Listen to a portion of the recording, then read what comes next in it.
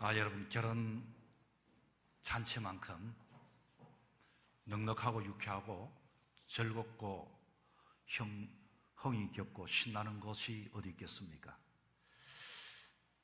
결혼식장에는 아주 잘 차려입은 신랑, 신부는 세상의 어느 누구보다도 그때는 주인공이 되어지죠. 그리고 양가 부모들도 입가에 웃음이 아주 그치지 않습니다. 뿐만 아니라 함께 축하해주기 위해서 오신 하객들도 가장 아름답고 예쁜 옷을 입고서 그렇게 이와 같이 잔치에 참여하게 되어집니다. 여러분의 인생의 삶 속에 이와 같이 날마다 기뻐하고 행복하는 결혼과 같은 유쾌함이 인생에 있기를 축복합니다. 하나님이 우리에게 바라시는 것이 있다면 모두가 한 영혼 한 생명마다 결혼식장에만큼이나 결혼생활만큼이나 신혼만큼이나 행복한 삶을 주님은 우리에게 원하십니다. 사도 바울도 그래서 기독교를 이야기할 때는 잔치하는 종교다.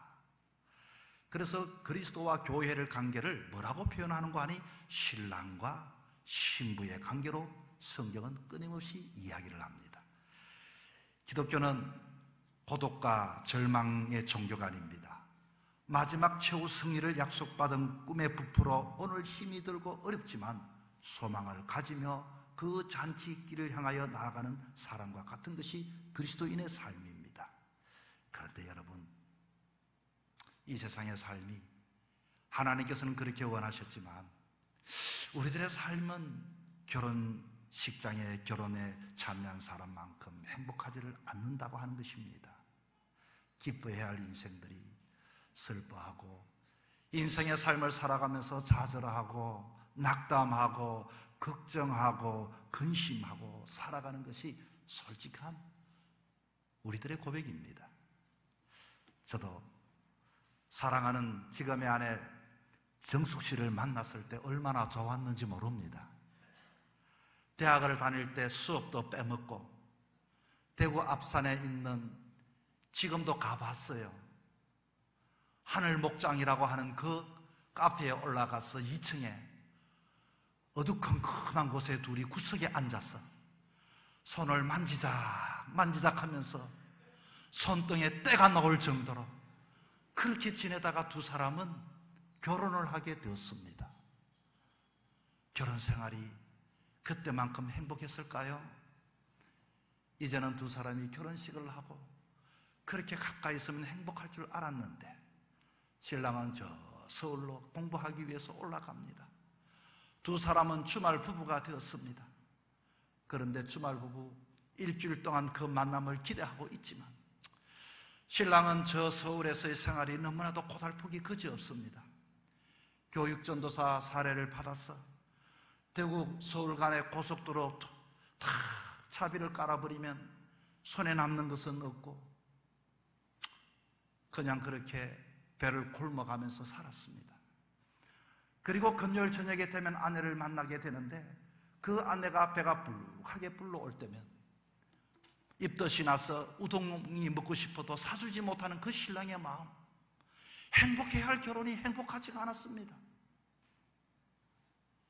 신학대학원을 마칠 적 저 대만에 유학을 가게 되었었는데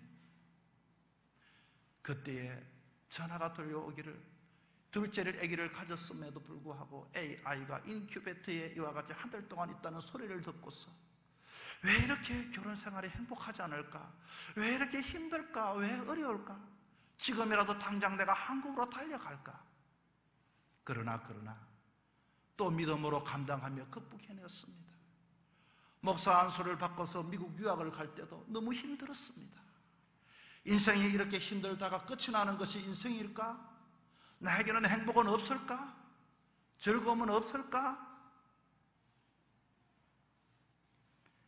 미국의 삶도 얼마나 힘이 들었던지 몸의 반쪽이 감각이 없습니다. 한 달 만에 재정은 바닥이 났습니다. 영혼은 늘지 않습니다. 삶이 그렇게 결혼 생활이 행복하지를 않았습니다. 여러분, 오늘 본문의 가나안 혼인 잔치를 보면서 예수님의 첫 번째 기적을 이야기하면서 우리에게 주시고자 하는 메시지가 여기 안에 담겨져 있습니다. 가나는 갈대라는 뜻입니다. 갈대라고 하는 이야기를 듣고 보니 생각나는 예수님의 제자가 있네요. 베드로입니다. 베드로는 시몬입니다. 갈대와 같은 그 인생, 어부와도 같이 별 볼 일 없는 그 인생이 예수님을 만나고 보니, 얘야, 이제는 너가 시몬이 아니라 게바라 하리라. 무슨 뜻인가요? 반석이라는 뜻입니다. 예수님을 만나고 보니 그 인생이 이와 같이 바닷가 나와서 하루하루 먹고 고기를 잡아 살아야 할 인생이 이와 같이 예수님의 수제자가 되어서 베드로가 되고 반석 같은 믿음을 가지고 많은 사람들의 존경을 받고 이와 같이 복된 삶을 살았습니다. 이 장면은 가나의 혼인잔치, 갈대와 같은 그곳에 예수님이 오셨습니다. 그런데 여러분, 아무리 잔치를 하고 아무리 결혼 생활을 하고 있지만 이곳에서도 문제가 발생하게 되었습니다. 아무리 잔치집이라고 한들 이곳에서 포도주가 바닥이 났다. 잔치집에 포도주가 바닥이 나면 더 이상 잔치에 흥이 끼어져 버립니다. 잔치하기 위해서 이와 같이 축하하기 위해서, 기뻐하기 위해서, 이와 같이 배부름을 얻기 위해서 그렇게 왔지만은 마실 것이 없는데, 흥을 돋굴 것이 없는데 어떻게 잔치집이 잔치가 되겠습니까? 이게 우리의 모습인 것입니다. 여러분 가정은 어떻습니까? 행복한 가정이 되어야 할 그 가정들이 때로는 건강이 바닥난 사람들, 자녀가 바닥이 난 사람들, 물질이 바닥난 사람들, 인간관계가 바닥난 것, 부부관계가 바닥이 나서 신뢰가 되지 않으면 더 이상 가정은 가정이 될 수가 없습니다. 남보다도 더 못한 것이 부부의 관계가 아니던가요? 이 가나의 혼인잔치, 잔치집이라고 와서 봤더니 그와 같은 딜레마의 사람들은 지금 빠져 있습니다. 오늘 본문은 두 가지를 제가 여러분에게 이야기를 하려고 합니다. 이런 인생, 그러나 여러분, 저뿐만 아니라 여러분도 마찬가지입니다. 인생의 삶은 바닥나기 마련입니다. 그러나 예수님을 통하여 풍성한 잔치의 기쁨을 경험할 수 있는 여러분의 인생이 되기를 축원합니다. 두 번째, 제가 여러분에게 주시고자 하는 메시지가 있습니다. 거기에 있는 모든 사람들, 잔치에 참여한 사람은 마지막에는 해피엔딩으로 끝이 나긴 다 했습니다. 연회장도 그 행사를 주관하면서 포도주가 바닥났다는 소식을 듣고 얼마나 당황했겠습니까? 이 잔치집의 모든 사람이 기쁨을 얻고 즐거움을 얻고 이와 같이 모든 것들이 해결이 되었지만 정말로 이 잔치의 주인공은 누구인가 하는 것입니다. 여러분, 잔치의 주인공이 신랑일까요? 오늘 보면은 그렇지 않습니다. 아마 나중에 하객들이 신랑을 불러서 이야, 가면 갈수록 포도주 맛이 더 나니 칭찬을 해주었습니다. 신랑은 더 기뻤습니다. 그러나 주인공은 절대로 아닙니다. 그러면 연회장입니까? 그분도 아닙니다. 잔치에 온 하객들이었을까요? 그분도 아닙니다. 마지막에는 더 좋은 포도주를 마시고 더 흥이 겨웠지만은, 잔치의 기쁨을 누렸지만은, 그러나 분명한 것은 이들은 모두가 상황에 따라서, 인생은 상황에 따라서 잔치도 될 수도 있고 초상집도 될 수 있다는 겁니다. 그러나 한 사람, 하인들이었습니다. 하인들은 오늘 본문에 봤더니 물이 어떻게 포도주가 된 것인지를 알았다.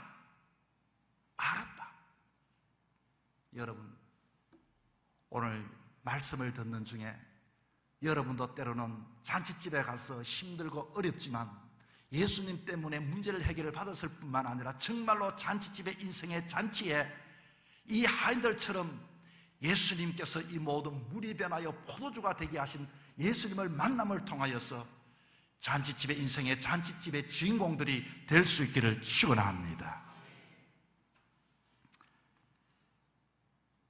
오늘 본문 말씀 속에 우리의 교회도 마찬가지입니다.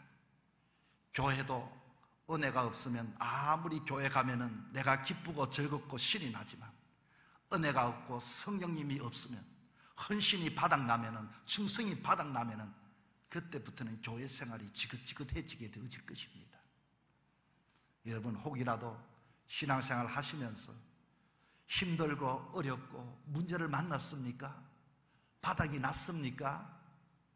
이곳에서 사람을 만나는 것이 아니라 이곳에서 하나님을, 예수님을 만날 수 있기를 바랍니다. 하나님은 어떤 분이시고 어떤 능력의 분이시고 그분의 구원과 그분의 은총을 여러분 경험하는 그와 같은 삶을 통하여 이 신앙의 여러분이 주인공이 되셔야 하지 않겠습니까? 오늘 잔치의 내용을 보면서 다시 한 번 더 이 본문은 우리가 이 예배를 드리는 순서지의 내용과도 똑같은 것을 발견하게 되어집니다. 사람은 잔치를 경험하기 위해서는 첫 번째는 예수님이 계신 곳에는 진정한 문제가 있어도 잔치의 은혜가 있게 되는 겁니다. 예배의 자리에 오신 여러분 축하합니다. 이 집은 하나님이 계신 곳이요 주님이 저와 여러분이 함께함을 믿을 수 있기를 바랍니다. 인생의 행복은 누구와 함께 하는가에 따라 그 사람의 행복이 달려지게 되어져 있습니다. 어느 나라에 태어나느냐에 따라서 조국이 결정이 되어지고 어느 배우자를 만나느냐에 따라서 가문의 결정과 행복이 결정되어지게 되어져 있습니다. 오늘 본문에 봤더니 1절에 예수님의 어머니도 거기 계셨다. 2절에 예수와 그 제자들도 청함을 받았다. 예수님이 잔치집에 있습니다. 여러분 순서지 보십시오. 예배의 임재, 주님 이곳에 오셨어.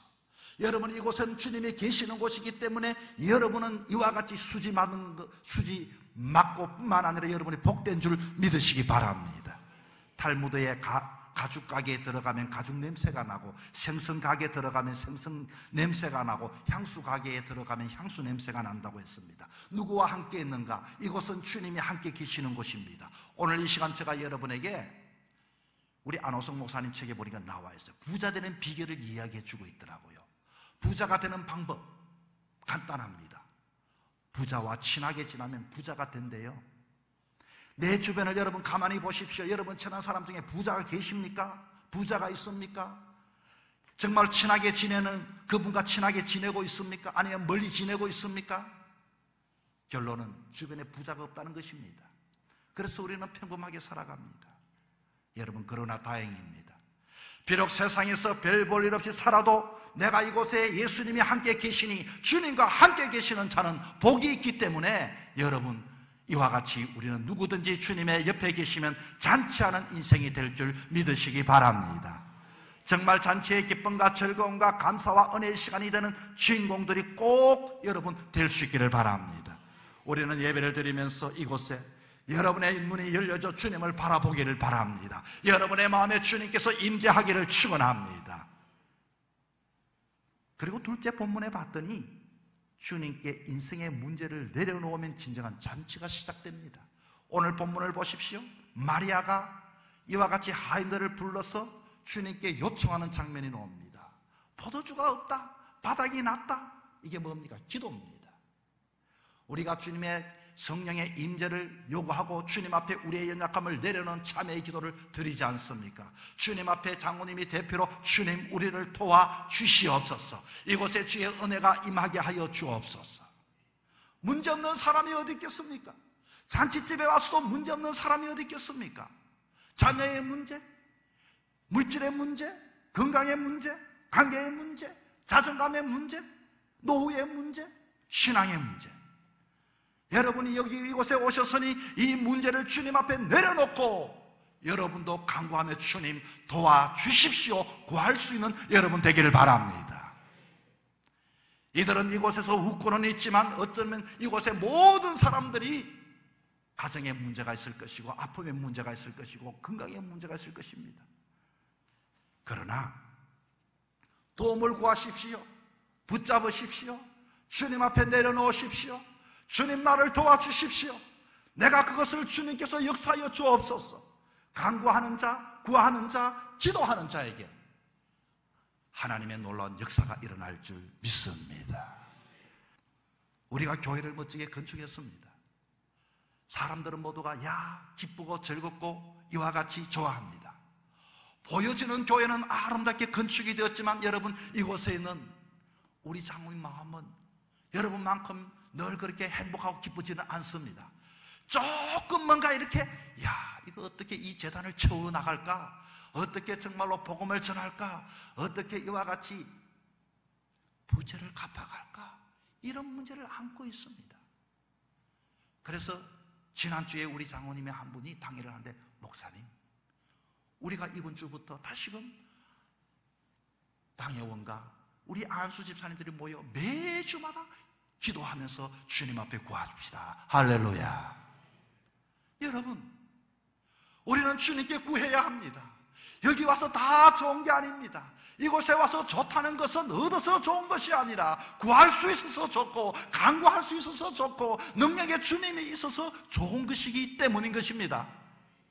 셋째는, 말씀에 순종하면 진정한 잔치의 기적을 경험하게 됩니다. 예수님이 이 문제를 해결하기 위하여 지금 말씀합니다. 우리 주보를 보시면은 예배의 임재, 성령의 초청, 그리고 기도, 그리고 오늘 말씀이 있지 않습니까? 이 말씀을 내가 오늘 듣고서 어떻게 할 것인가? 똑같이 이곳에 있지만은, 똑같이 하나님의 은혜를 받지만은, 그러나 그 잔치집에 있었던 사람들 중에 똑같은 은혜를 받은 것은 절대 아닙니다. 어떤 사람이 이 말씀을 받고서 정말로 잔치의 진짜 주인공이 되었는가? 신랑도 아닙니다. 연회장도 아닙니다. 하객도 아닙니다. 볼까요? 예수님이 이 문제를 해결하게 말씀했습니다. 그런데 마리아가 하인들에게 불러서 말합니다. 5절입니다. 그 어머니가 하인들에게 이르되 너희에게 무슨 말씀을 하시든지 그대로 하라. 할렐루야. 무슨 말씀을 하시든지 그대로 하라. 신앙의 삶을 살아가면서 잔치집에 와서 잔치하는 인생이 되지 못하는 이유는 무엇일까요? 내가 신앙생활을 하고 있는데, 내가 교회 다니고 있는데, 내가 예수님께 이와 같이 내 믿음을 삶을 살아가고 있는데 딱 한 가지, 순종하지 못하기 때문입니다. 주님이 말씀하실 때 아멘하고 이와 같이 어떤 말씀을 하시든지, 우리는 에덴 동산에서 하와처럼 눈이 밝아진 이후로 이유가 많은 사람이 되었습니다. 하나님 없이도 똑똑한 사람이 되었습니다. 내 안에 내가 너무 많은 사람이 되었습니다. 주님이 하실 걱정을 내가 먼저 많이 하고 있습니다. 9절에 봤더니 연회장은 물로 된 포도주를 맛보고 어디서 났는지 알지 못하되, 연회장도 큰일 날 뻔했구나. 그러 잔치를 잘 치렀네? 이곳에서 그것만 느꼈지 알지를 못했다, 그 말인 것입니다. 마리아도 보십시오. 예수님의 이적을 보고서 고개를 끄덕였을 것입니다. 아, 내가 소개를 잘했구나, 내가 말 잘했구나, 내 역할 감당했구나. 10절에 봤더니 사람들이 말하고 이야기하는 거 아니, 사람마다 먼저 좋은 포도주를 내고 취한 후 낮은 것을 내거늘 그대는 지금까지 좋은 포도주를 두었도다. 그런데 이것은 신랑을 불러놓고 칭찬해 줬습니다. 신랑은 그렇지 않아도 신부를 얻어서 좋은데 이와 같이 하객들에게 칭찬받으니 너무 싱글벙글합니다. 물론 잔치집에 온 사람은 모두가 문제가 해결되어서 다 좋아합니다. 그러나 이들은 잔치집의 주인공은 아닙니다. 잔치집의 진정한 주인공은 연회장도 아니고 신랑도 아니고 마리아도 아니고 하객도 아닙니다. 하인들입니다. 여러분 보십시오. 오늘도 이 예배 속에 하나님께 영광과 믿음을 우리가 가지고 나왔습니다만, 그러나 은혜는 각자 다 다르게 받게 되어져 있습니다. 자, 그런데 이 본문을 이야기하면서 11절에 이야기를 왜 가나 혼인잔치를 이야기했는가 봤더니 11절에 이렇게 해답을 주고 있네요. 예수님께서 이 천 표적을 갈릴리 가나에 행하여 그 영광을 나타내시며 제자들이 그를 믿으니라. 쉽게 말하면 오늘도 예수님을 따르는 사람들, 예수님을 의지하는 사람, 믿음을 갖게 하기 위해서 예수님이 누군가, 믿음이 무엇인가 가르쳐주기 위해서 이렇게 행했다고 합니다. 여러분, 예수님께서 단순히 먹고 마시기 위해 가나 혼인잔치집에 가신 게 아닙니다. 오늘 본문에 봤더니 아구까지 채우라. 아마 물이 출렁거리면 그 중에 하인은 그랬을 겁니다. 주님, 물을 채워야 됩니까? 그래, 물 채워라. 여기도 제가 여러분에게 이 항아리를 줘서 물 좀 채워주세요 하면 다 여러분이 물을 채울 거예요. 어떤 분은 생각합니다. 물을 채우는데 꼭 아구까지 채울 필요가 있을까? 들고 갈 때 물이 흘리면 어떻게 하지? 뭐 6개 한목에 동시에 채울 필요가 있을까? 하나 채우고 물이 변하여 포도주 되면 다음 거 갖다 주면 되지? 뭐 여러 가지 의견이 나올 것입니다. 그러나 그것은 아닙니다. 예수님께서는 당신을 따르는 자들에게 자신의 영광을 보여주고 그리고 그들로 자신을 믿게 하기 위해 이 표적을 행했는데, 여러분 단무지 신앙 들어보셨습니까? 단무지 신앙.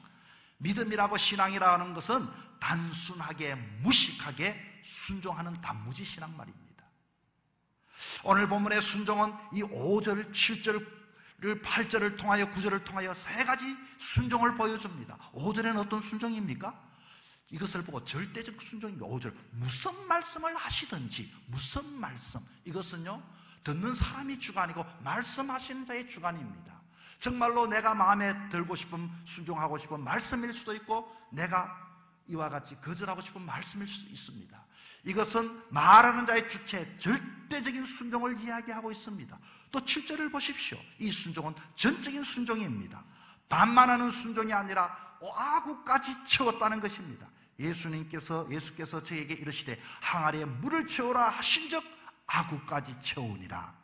그저 채우는 흉내낸 것이 아니라 정말로 진심으로 내 온 힘을 전적으로 채우라 하니 거기에 있는 아구까지 채우는 모습만 보여준 게 아닌 것입니다. 여러분, 우리에는 질것과 같은 여러분의 인생에 말씀을 채우되 아구까지 채우기를 바라고, 믿음을 채우되 아구까지 채우기를 바라고, 이와 같이 찬양을 부를 때도 전심전력으로 하나님을 찬양하는 여러분 되기를 바랍니다. 그리고 또 순종을 봤더니 8절 9절에 봤더니 이 순종은요, 이때는 기쁨의 순종입니다. 연회장만이 아니라 먼저 하인이 기쁨이 되었습니다. 이제 압니다. 옮겨주는 중에 물이 변하여 포도주가 되었습니다. 8절입니다. 이제는 떠서 연회장에게 갖다 주라 하시며 갖다 주었더니 9절에 연회장은 알지 못했다. 그러면 누가 알았습니까? 하인은 알았다. 여러분의 신앙의 삶 속에서 보여주는 포도주만만 바라보고 이와 같이 감사하고 찬양하는 것이 아니라 이 물이 어떻게 포도주가 되었는지 이와 같이 아는 신앙을 가질 수 있기를 바랍니다. 기독교는 체험하는 종교입니다. 우리 모두는 물 같은 존재입니다. 누구든지 예수님을 만나면 물 같은 인생이 포도주와 같은 진액이 됩니다. 그리스도는 일꾼들에게 말합니다. 빈 항아리 6에 물을 부어 채우라. 예수님의 말씀에는 어쩌면 아무 의미도 없는 것 같은 일을 지시할 때가 있습니다. 죽어가는 사람을 향하여 노뱀을 만들어 들라, 누구든지 그것을 보는 자는 살리라. 여러분, 얼마나 단순합니까? 생각할 필요가 없습니다. 여러분, 순종이야말로 믿음의 삶의 정석인 것입니다. 오늘도 주님께서 저와 여러분 이와 같이 예배의 자리, 잔치의 자리에 초청해 주셨습니다. 그러나 여기 계시지만 우리 인생의 잔치의 삶은, 주님은 우리 인생들이 잔치하는 삶이 되기 원했지만 그러나 우리들은 너른이나 한숨 짓는 삶을 살아갈 수밖에 없습니다. 그러나 상황 따라서 기뻐하기도 하고 이와 같이 상황 따라 힘들어하는 인생이 아니라 정말로 예수님을 알기만 한다면, 그분이 누구인지 알기만 한다면, 내가 어떤 역경 속에, 아픔 속에, 고난 속에 있다 할지라도 여러분, 우리는 잔치하는 인생을 살게 되어질 것을 믿으시기 바랍니다. 여러분, 남은 인생을 여러분 어떻게 사시겠습니까? 예수님을 알아가기를 바랍니다. 그분이 무엇을 말씀하시든지 순종함을 통하여서 이 세상에 정말 잔치를, 하나님께서 이와 같이 공급해 주시는 것만 가지고 잔치하는 인생이 아니라 잔치 속에서 잔치의 주인공이 되는 저와 여러분 되기를 주의 이름으로 축원합니다.